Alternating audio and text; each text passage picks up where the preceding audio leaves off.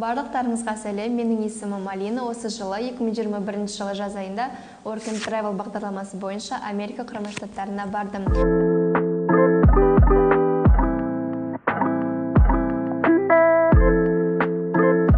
Ол жерде тек қана жұмыс жасап қоймай, сонымен қатар Американың Калифорния, Нью-Йорк, Аризона секілді үлкен штаттарына қыдырып, жақсы табысты тауып қайттым. Егер де сізге сол қызықты болса, бізбен бірге соңына дейін қараңыз.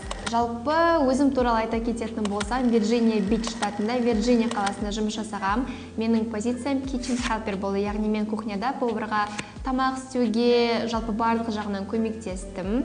Және де көптеген адамдарды қызықтыратын сұрақ, қашан документ тапсыру керек, қалай документ тапсыру керек деген сұрақтар бар.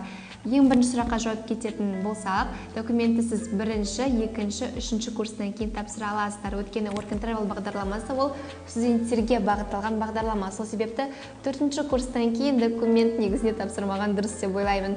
Сонымен қатар магистратураның 1-ші курсынан кейін де сіз Work and Travel бағдарламасына толық қатыса аласыз. Құжаттарды тапсыруға ең ыңғайлы уақыт қайсы деген сұрақ болуы мүмкін. Өзім келетін болсақ, мен әрі ойланып, бері ойланып, құжатты тек қана ақпан айының соңында тапсырған болатынмын. Бірақ та сіздерге айтарым, ойланбай, егер де мүмкіндіктеріңіз болса, бірден тапсырып тастаған дұрыс. Себебі ертерек тапсырған сайын сіздің ақшаңыз да, қалай айтсам болады, азырақ шығады. Өйткені ұзақтаған сайын ақшасы да көбейе береді деген секілді. Видео ұнаса, мына жерге лайк басып, постқа комментарий жазып, сонымен қатар қосымша сұрақтарыңыз болса, әрине бізден сұрасаңыздар болады. Goodbye.